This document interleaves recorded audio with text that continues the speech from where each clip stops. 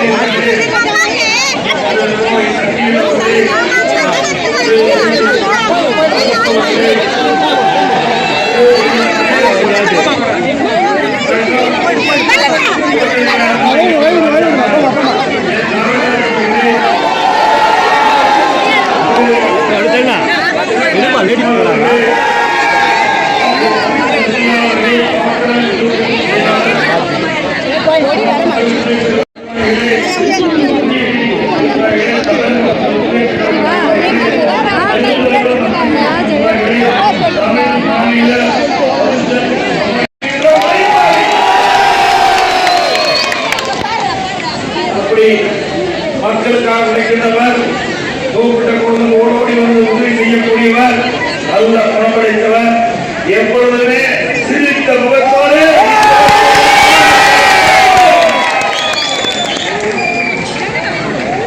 அனைத்து இந்திய அண்ணா திராவிட முன்னேற்ற கழக தலைமையில் அமைக்கப்பட்ட தேசிய ஜனநாயக கூட்டணி, அதிலே அனைத்து இந்திய அண்ணா திராவிட முன்னேற்ற கழகத்துடைய வெற்றி வேட்பாளராக ராயபுரம் சட்டமன்ற தொகுதியிலே அதிகாரி துறையாளர் டி. ஜெயக்குமார் அவர்கள்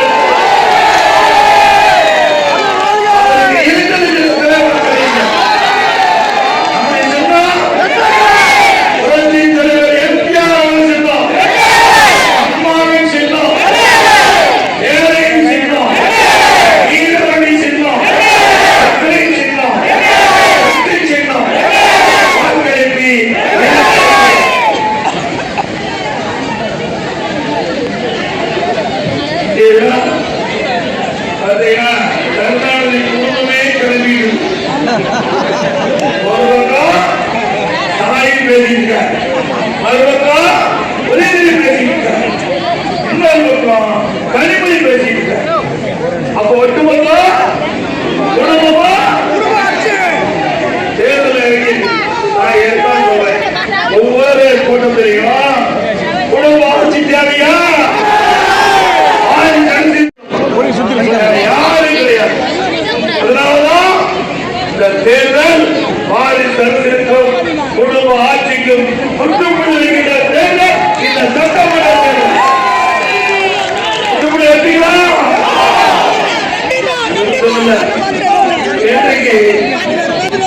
கனிமொழி அம்மா நிறைய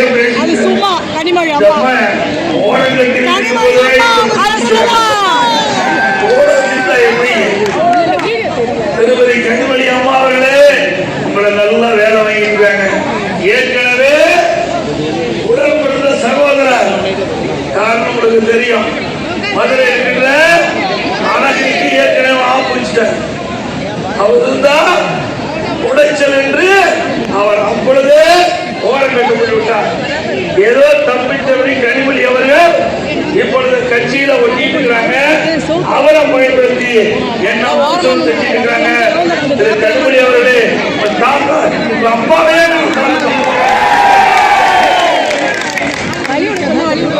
சம்பாதிக்கிற ஒரு பெரிய பிரச்சனை இல்லை. அவர் அந்த அம்மா கண்டுபிடித்தார். எடப்பாடி பழனிசாமி தேர்தல்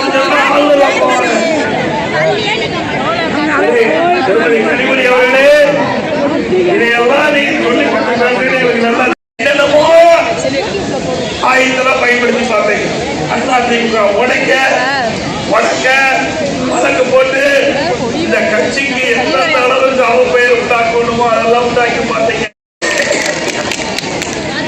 அப்புறம் எப்ப பார்த்தாலும் காலில் விழுவுறீங்க அதை விட்டுட்டு கீழே விழுந்திருக்கிற மாதிரி எடப்பாடி பழனிசாமி காவல் பதவி கிடைச்சது, பொறுப்பு கிடைச்சது, ஆசீர்வாதம் வாங்கின. இதுல என்ன தப்பு? நம்ம ஆசீர்வாதம் வந்து நம்முடைய பண்பு தானே, அவருடைய பண்பு தானே. அந்த பண்புல குடும்பத்தில் இருந்தா இதெல்லாம் தெரியும். எதுவுமே தெரியாத ஒரு ரெண்டு போய் என்னதான் பேசி பிரயோஜனம்? உனக்கு என்ன தெரியும்? என்னுடைய அதிமுக ஆட்சியில இது தவறு சொல்லு, பதில் சொல்ல தயார். சொல்ல முடியும், இருந்தால்தானே சொல்ல முடியும். அதிமுக ஆட்சி நல்ல ஆட்சி, பொற்கால ஆட்சி என்று மக்கள் பாராட்டு பெற்ற அரசு அதிமுக அரசாங்கம். அப்படி அம்மா கால் ஒன்று தப்போம். எங்களை எல்லாம் ஆளாக்கணும். புரட்சி தலைவர் எம்ஜிஆர், புரட்சி தலைவர் அம்மா எங்களுக்கு ஆளாக்கிய இத்தனை பேர் இருக்கிறோம். நம்ம எல்லாம் யார் ஆளாக்குறது? புரட்சி தலைவர் எம்ஜிஆர் அம்மா தானே. அவர்களுடைய காலில் விழுந்து ஆசீர்வாதம் தவறு. நான் இப்படி கீழே நின்று பேச்சை கேட்டு வந்த அந்த வழி என்ன என்பது எனக்கு தெரியும். நமக்கு தெரியறதுக்கு வாய்ப்பு இல்லை. செல்வ செழிப்பில் வாழ்ந்த திமிர்ல பேசிட்டு இருக்கிறீங்க, ஆணவத்துல பேசிட்டு இருக்கிறீங்க. இந்த ஆணவம் இருக்கக்கூடாது. தம்பி பன்மலை செம்பல் புரட்சி தலைவர் எம்ஜிஆர் திரைப்படத்தில் அழகா பேசுவார். பதவி வருகின்ற பொழுது பணிவு வர வேண்டும் தோழா. அது எங்க இடத்துல இருக்குது? அதனாலதான் நாட்டு மக்கள் எங்க பக்கம் இருக்கிறாங்க. நாட்டு மக்கள் எங்களுக்கு செல்வாக்கு கொடுத்துட்டு இருக்கிறாங்க. உங்களுக்கு அது இல்லாதனாலதான் இன்னைக்கு ஊருடா போய் அப்பா மகன் அத்தனை ஊர்லதான் ஒப்பாரிச்சிட்டு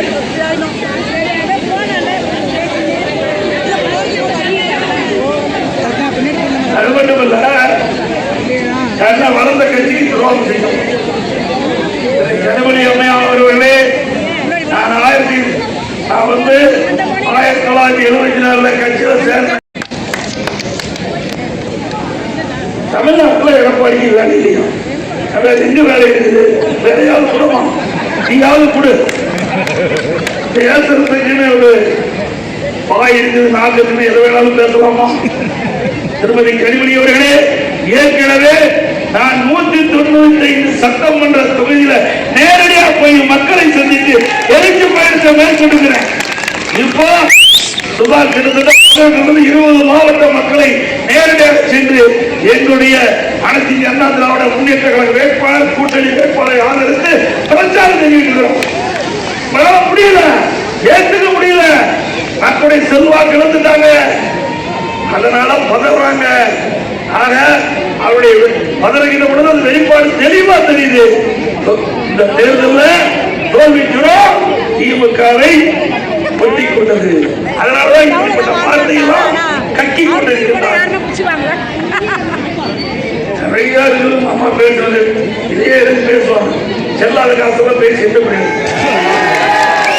கட்சியிலேயே இந்த அம்மாவுக்கு வேலை இல்லை இருக்குதா? யாராவது வச்சுக்கிறாங்களா அந்த அம்மாவை? வச்சுக்காத போது இந்த மாதிரி பேசுது. அப்புறம் சொல்ற எனக்கு பிஜேபிங்கிறாங்க. பிஜேபி நாங்க கூட்டணி வச்சா நன்மையா? விருப்பப்பட்டா கூட்டணி வைக்கிறோம், கூட்டணி இல்ல. நாடாளுமன்றத்தில் கூட்டணி வச்சவா இல்ல இல்ல. ஒவ்வொரு கட்சியும் தேர்தல் வருகின்ற பொழுது நிறுத்தப்படுகின்ற வேட்பாளர் வெற்றி பெற்று ஆட்சி அமைக்க வேண்டும் என்ற அடிப்படையில் தான் கூட்டணி அமைக்கும். அதிமுக கட்சியில யாரெல்லாம் கூட்டணி இருந்தாங்களோ அவரெல்லாம் திமுக தலைமையில போய் அங்க வைத்து கூட்டணிகள் இடம்பெற்றிருக்காங்க. திமுக கூட்டணிகள் யாரெல்லாம் அங்க வைத்து தேர்தல் போட்டிட்டாங்களோ அவரெல்லாம் அதிமுக இருக்கிறாங்க. ஆக ஒவ்வொரு தேர்தலுக்கும் மாறி மாறி கூட்டணி என்பது தமிழ்நாட்டில் நடந்துட்டு இருக்கிற ஒரு விஷயம். ஆனா நாம மட்டும் கூட்டணி வச்சா அதவாத கட்சிகள் இதை தவிர்த்து வேற என்ன பேச முடியும்? நீ பாருங்க இந்த படம் பாருங்க.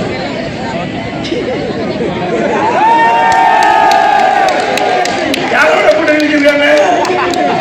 யாரோட கூட்டணிங்க? பாரு எல்லாமே மறைஞ்சு போயிட்டாங்க. இருந்தாலும் இந்த போட்டோ சிகிச்சை காட்டுறேன். கருணாநிதி, மரியாதைக்குரிய வாஜ்பாய் அவர்கள், முரசொலிமான மைக்கு சரி பண்ணிட்டு எப்படி காக்கா பிடிக்கிறாங்க பாரு. இப்படி எல்லாம் காக்கா போச்சு. திராவிட முன்னேற்ற கழகம் பாரதிய ஜனதா கூட்டணி வச்சாங்களா? அப்பெல்லாம் மதவாத கட்சி தெரியாது. ஸ்டாலினே அப்படி அரசியல் நாடகம் தமிழகத்தில் ஈடுபடாது. மக்கள் விழிப்போடு இருக்கிறாங்க. நீங்க எத்தனை பொய்களை மாற்றி மாற்றி பேசுவாலும் உண்மையாகாது. சிந்திச்சு பாருங்க. இன்னைக்கு பாரதிய ஜனதா கட்சியுடைய கொள்கை 99 அப்படித்தான் இருக்கு, இப்பவும் அப்படித்தான் இருக்கு. தலைவர் வேற மாதிரி இருப்பாங்க, அதனுடைய பிரதமர் மாதிரி இருப்பாங்க அந்த கட்சியில. ஆனா கொள்கை அப்படியே தான் இருக்குது. உண்மைதானே? ஆக நாம் கூட்டணி வச்சா வேண்டுமென்றே திட்டமிட்டு மதவாத கட்சி என்று பிரச்சாரம் செய்து அவதூறு பிரச்சாரம் செய்து சிறுபான்மை மக்களை ஏமாற்றி வாக்குகளை பெறுவதற்காக ஸ்டாலின் நடத்துகிற நாடகம். அதுபோது சிறுபான்மை மக்கள், இஸ்லாமிய மக்கள், கிறிஸ்துவ மக்கள் எண்ணி பார்க்க வேண்டும். அனைத்து இந்திய அண்ணா திராவிட முன்னேற்ற கழக ஆட்சி கிட்டத்தட்ட 31 ஆண்டு காலம் மண்ணிலே ஆண்ட கட்சி. இந்த காலகட்டத்தில் இஸ்லாமிய மக்கள் பாதிச்சாங்களா? கிறிஸ்துவ மக்கள் பாதிச்சாங்களா? சிறுபான்மை மக்கள் தமிழகத்தில் பாதிச்சாங்களா? கண்ணை இணையாப்பவர்களுக்கு சென்னையில் மணிமண்டபம் அமைத்தது அண்ணா திமுக. இவ்வளோ இஸ்லாமிய பெருமக்களுக்காக செய்த திட்டங்கள் என்பதை நாம் ஒவ்வொருவரும் உணர வேண்டும். அண்ணா திமுக பொறுத்த வரைக்கும் இந்த மண்ணிலே பிறந்தவர்கள் யாராக இருந்தாலும், எந்த மதத்தை சேர்ந்தவர்கள், எந்த ஜாதியை சேர்ந்தவர்களும் பாதிக்கப்பட்டால் அவர்களுக்கு முன்னிருந்து பாதுகாப்பு கொடுக்கக்கூடிய ஒரே கட்சி அதிமுக.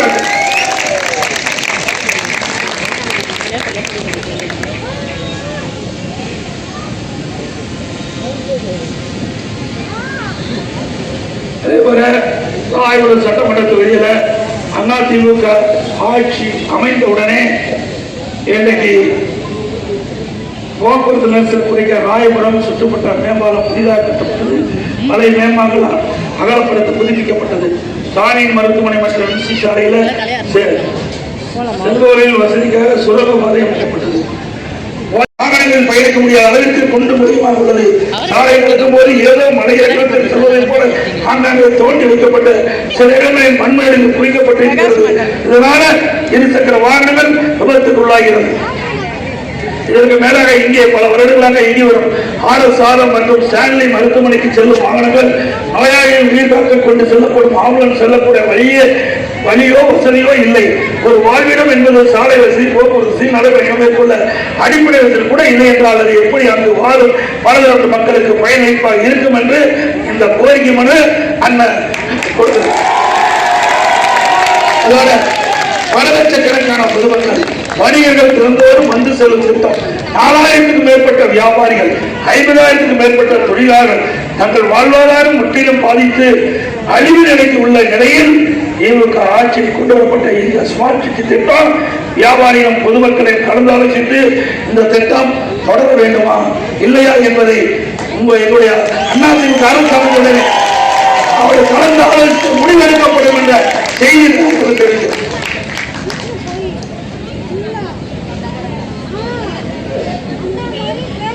தற்போது போக்குவரத்து நெரிசலுக்கு நிரந்தர தீர்வு காண வல்லுநர் குழு அமைக்கப்பட்டு அதன் பரிந்துரைப்படி தேவையான இடங்களில் நீளமான உயர்மட்ட பேமாக்கள் அமைக்கப்படும்.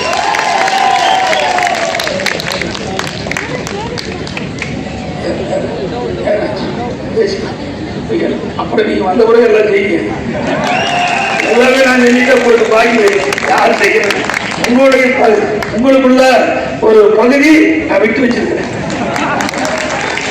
அதை வந்து நீங்க செஞ்சு மக்களுக்கு பெயர் வாங்க. அதே போல இன்றைக்கு வரி உயர்வு, விலைவாசி உயர்வு இதனால் மக்கள் கடுமையாக பாதிக்கப்பட்டுட்டாங்க. இதிலிருந்து மக்களை